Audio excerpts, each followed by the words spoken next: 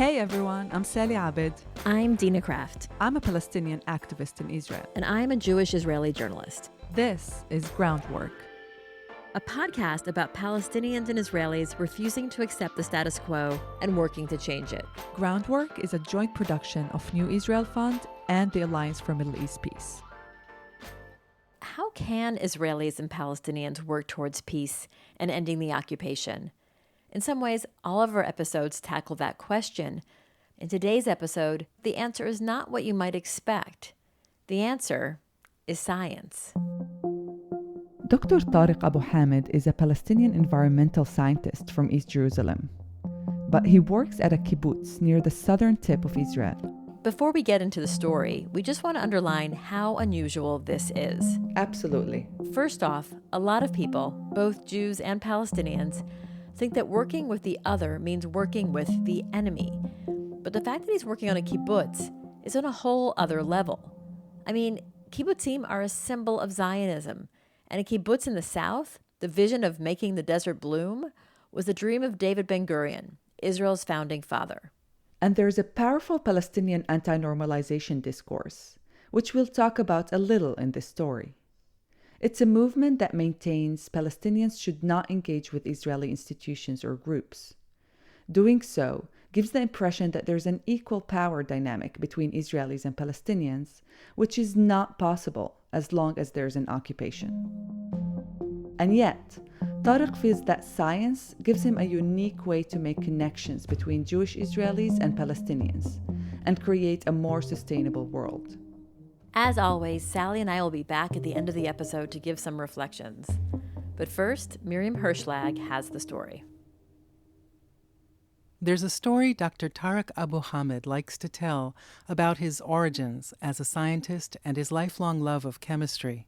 He was in his middle school science class. I think I was in the 8th grade. I remember playing with the water electrolyzer. It's a device that separates the water into hydrogen and oxygen, and I broke it. The machine, made up of tubes and electrodes, was smashed to pieces. It was the only system in the school. And the science teacher said to me, look, you have to go to the principal and tell him what you did.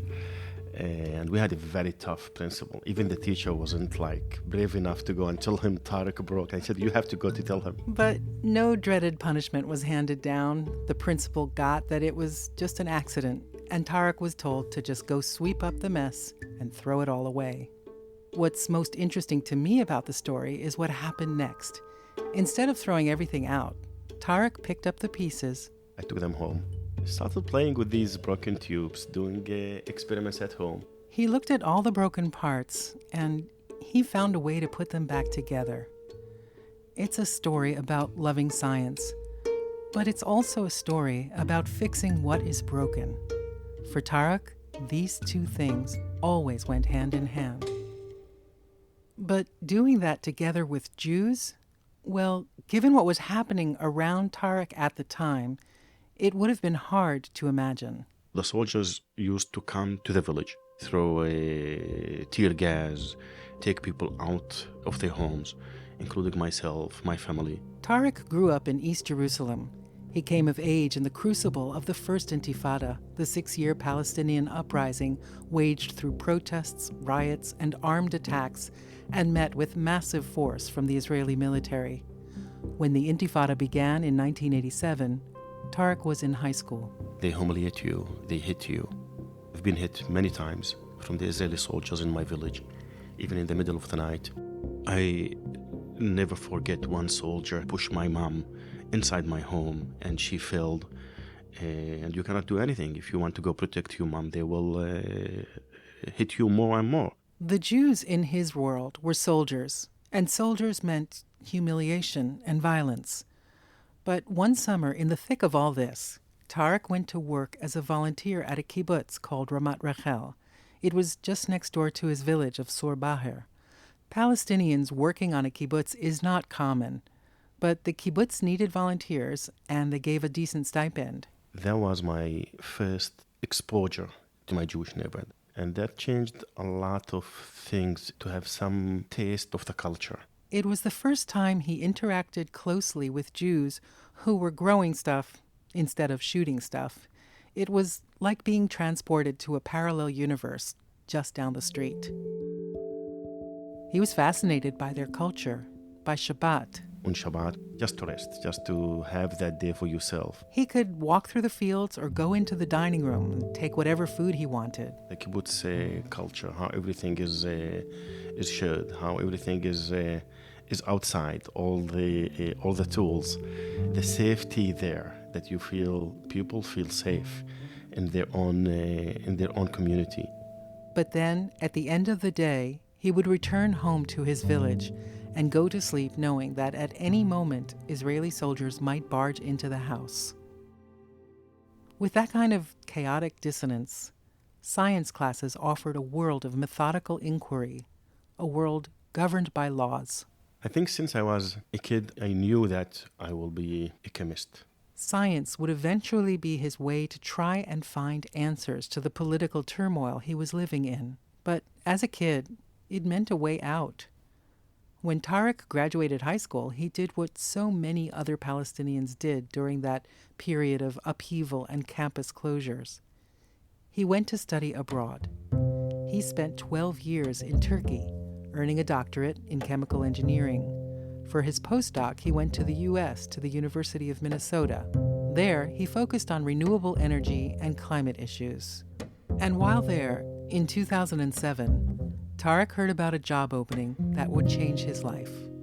There was a position at the Arava Institute for Environmental Studies. It was an Israeli program, and it was unique because it focused on cross-border environmental issues. It had students from Jordan, the West Bank, and Israel. The job was to be the founding director of a renewable energy research center. It was a post that would put him right on the front lines of climate change, working on practical solutions with students from the region. And it was on a kibbutz. And that last part, that it was on a kibbutz, was actually a big draw for Tareq. By now, he was married and had 2 little girls, ages 4 and 6. I wanted to give my daughters the same opportunity I had when I was a kid, to live in a kibbutz, to live with a Jewish community, to have that first-hand experience. Tareq had pretty much made up his mind. If the institute offered him the job, he'd take it. He flew to Israel and made the 4-hour drive to the Kibbutz Keturah. I went back to Jerusalem. I rented a car. I arrived to Kibbutz Keturah. I just went in. I was looking for university campus. I was looking for, it's Arava Institute for Environmental Studies. You hear this name, it's famous, it's impact. And I was looking for large buildings. Instead, as he made the short drive around the kibbutz perimeter, Tareq saw concrete 1-story row homes, a couple of low-slung communal buildings, and lush greenery popping out against the desert backdrop. What he didn't see was anything like a university campus. It's small, it's desert. If I'm not mistaken, it was July, extremely hot, very far. It's in the middle of nowhere. And I said, oh my God, I did a huge mistake. But Tareq had made the long trip, and it would be rude not to at least stay for the interview. Eventually, he was directed to the Institute headquarters, a simple structure the shape and size of a turkey run, which is what it had been before it was converted into offices. So I went to the interview, and they said, in my mind, no, I'm going back home. I'm not staying in this place. And the previous executive director said, come, let's have a chat with the students. I went to the dorms. There was like smaller groups sitting in the living room in the dorms. And they had a chat with them like for probably 20 minutes. That's all it took, 20 minutes. And I said, I'm staying. If they offer me this job, I'll take it. What sealed the deal for Tareq wasn't how much he liked the individual students. It was, well, the chemistry. How do I define that? How do I explain that? It's like you feel the atmosphere. You feel the warm environment there. You feel that there is a family, there is a community. The students he met were a mix of Jewish Israelis, Palestinian Israelis, Palestinians from the West Bank and Gaza, Jordanians, and others. For Tareq, the encounters between them had a unique quality. It was more than just two students coming together for a short program or semester or no, it's like there was no ice between them. Even at the beginning, you cannot tell who's the Jordanian, who's the Israeli. And that's exactly what I was looking for. A place where everyone can get into that melting pot and become one community. And that's what probably was the main reason that I decided to stay in Ktura.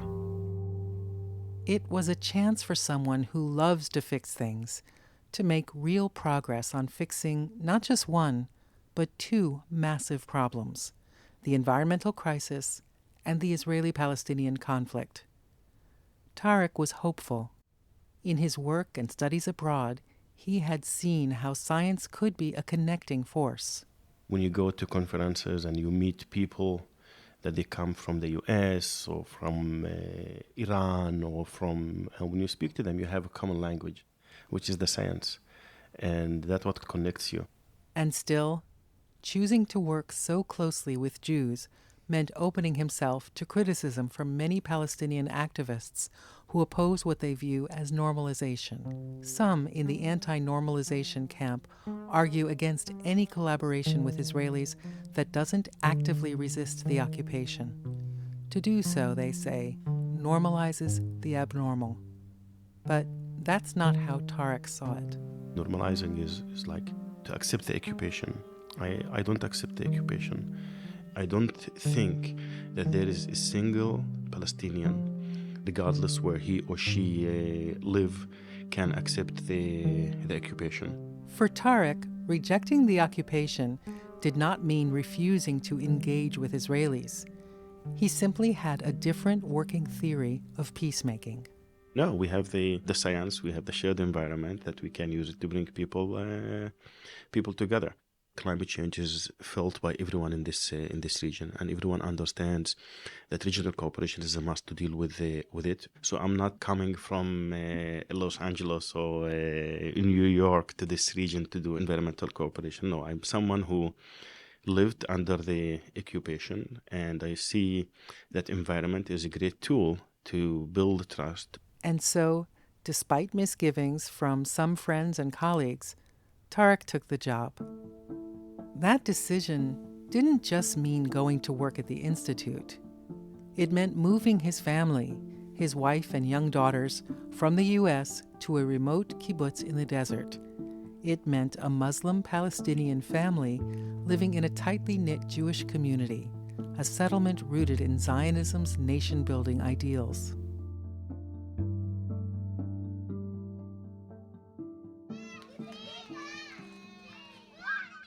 On the day I meet Tareq in his office at the Institute, a large group of children from the kibbutz is playing just outside. Kibbutzim are famously kid-friendly, and when I ask Tareq what his most vivid image is from living full-time on the kibbutz, he tells me it's his kids playing with the other kids. Once a woman who used to run the kindergarten asked us, how does it feel like an Arab conservative family living in a Jewish kibbutz in the desert? How do you feel? And my wife looked at me and I looked at her and we said, you know what, we really don't feel any difference. This community did not make us feel any different from anyone who lives in the kibbutz. Yeah, it's a unique experience. Keturah is among the few kibbutz communities still governed by strong collectivist principles. The dining hall serves up 3 meals a day to members, volunteers, visitors, and the staff and students at the Institute. And like all kibbutz residents, Tareq had to take his turn washing dishes in the kitchen and serving food in the dining hall. In the beginning it was weird, but you start to enjoy it. And when you are a professor, and the students come to the dinner in the dining room and they see the professor serving them food, that's also a unique experience for me and for them. Oh, you clean their dishes. It's it only happens in a kibbutz. Did you do that in Minnesota? No. That's not to say it's easy to be a Palestinian living among Jews and working with a mixed student population. In fact, Tareq's first semester at the Institute coincided with the 2008 Gaza war, known in Israel as Operation Cast Lead. The clash led to the deaths of somewhere between 1,200 and 1,400 Palestinians and 13 Israelis. Jewish kids from the kibbutz and students from the Institute were in the army and were invading Gaza. Students from the Arava Institute were called for the reserve duty. So it's very complicated. But where some might see such an explosive and divisive moment as a time to pull back, Tareq did the opposite. He reached out. I found myself dealing with the students, calling my friends in Gaza, going to our financial director. His son was in the war in Gaza, asking him, how's your kid? So I'm talking to someone that his son is fighting a family or brother or friend in Gaza. His students, he said, followed suit.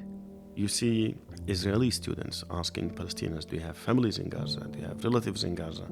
You see Palestinian and Jordanian students asking, do you have a brother or sister or friend in the army? In 2013, Tareq left the kibbutz when he was tapped to become the deputy chief scientist at Israel's Ministry of Science. In an extraordinary twist, Tareq spent part of his 3 years in the ministry as Israel's acting chief scientist. No Palestinian without Israeli citizenship had ever held such a senior Israeli government post.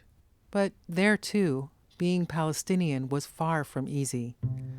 Despite his senior government position, he still suffered indignities, like the kinds of invasive searches at airport security that most Palestinians experience, or the crass comment of one boss who actually said to him, quote, "Tell your friends to stop the stabbings." After 3 years, in 2016, Tareq decided to leave his post and came back to the Arava Institute as academic director. He took on the executive director role a couple of years ago. I think a lot of his strength comes in his ability to be able to connect with people and communicate with people, even on really difficult subjects. Kathy Granit is the Institute's New Zealand-born program director. Maintaining a sense of community for people who come from opposing sides of the conflict is an art. And Kathy says Tareq has a talent for it, even when it comes to the third rail issue of normalization. We had a meeting at the start of the semester where Tareq came in and said, okay, let's talk about normalization. Let's talk about some of the criticism that the Arava Institute gets. But I'll give you my perspectives on it. You can ask any questions. I'm interested to hear from you. Kind of that openness to not avoid things that are difficult, or not to give any kind of sense that we're trying to push anything under the rug. It's like, if it's difficult, we should talk about it. Since coming to the Institute, Tareq has championed many controversial programs in the dual hopes of solving environmental issues and bringing people together. Perhaps the most audacious example is a program with Gaza. In Gaza, cross-border dialogue is taboo, and the Hamas leadership has even jailed Palestinian activists for holding Zoom calls with Israelis.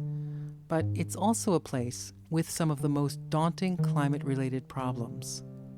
The enclave suffers from a severe shortage of drinking water. It's caused by overpumping and pollution and Israeli and Egyptian blockades that have cut access to alternative water options.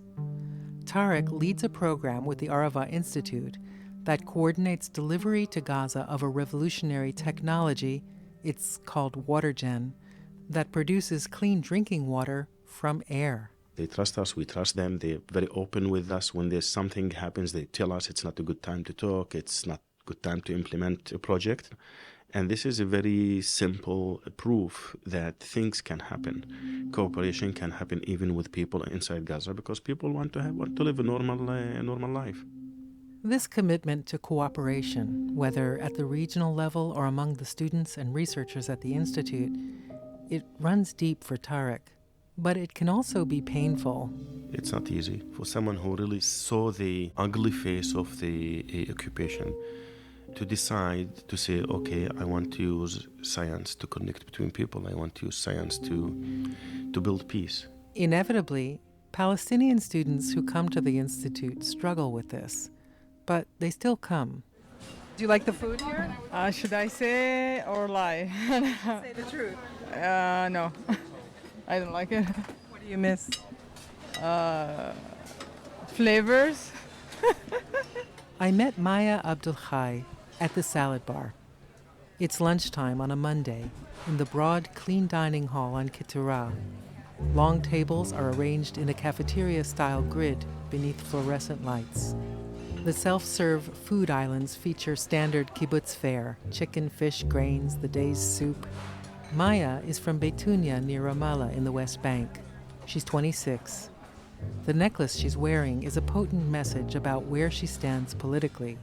It's a key-shaped pendant, a popular symbol of the Palestinian experience of displacement and the hope of return. After lunch, I followed her to her experimental station.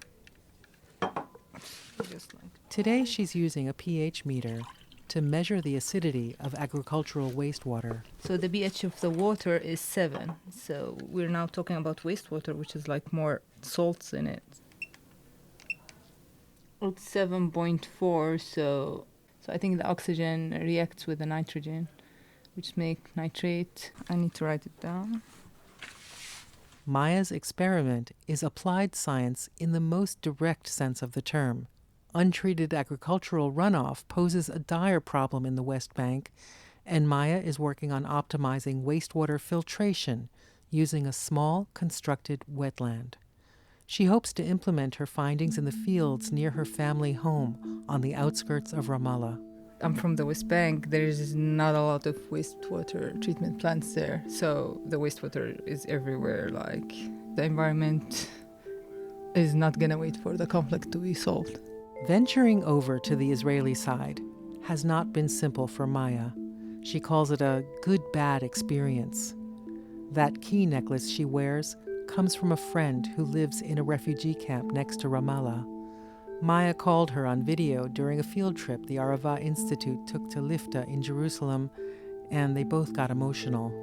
The friend told Maya her grandfather lived in Lifta. He was kicked out in 1948. And yet, Maya tells me, cautiously, that she thinks meeting Israelis is a good thing, discovering that they're not all soldiers, that they go to work, that they get married. In a region that is sliced up by hostile borders and that faces shared threats to survival driven by climate change, Tareq says that students navigating these kinds of emotional labyrinths may be everyone's best hope for progress.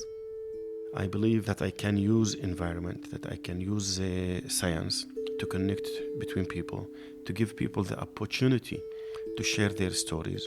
It's very important to me that the Jewish Israelis in Israel understand, or at least have the chance to hear my story. Without having that exposure, I won't have that opportunity to tell my story and also hear their stories. That's also very important.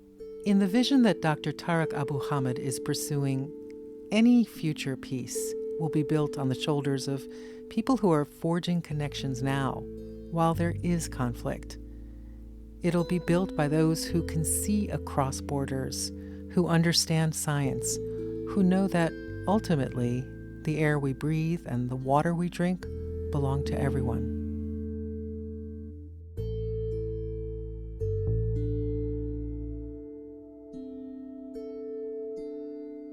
Miriam Herschlag. Tareq is the executive director of Arava Institute. You can learn more about their work at arava.org. I think the first thing that struck me about Tareq's story is the fact that his choice to raise his family at a kibbutz. I grew up with a grandfather that had a fascination with the kibbutzim. I always saw it as this fascination with your colonizer, building their utopia on top of our destructed villages. So I'm going to be very honest. It's very hard for me to see how a Palestinian family would exist there. At the same time, it's nice. It's a mental exercise to see the impact that a Palestinian family is doing at a kibbutz like that.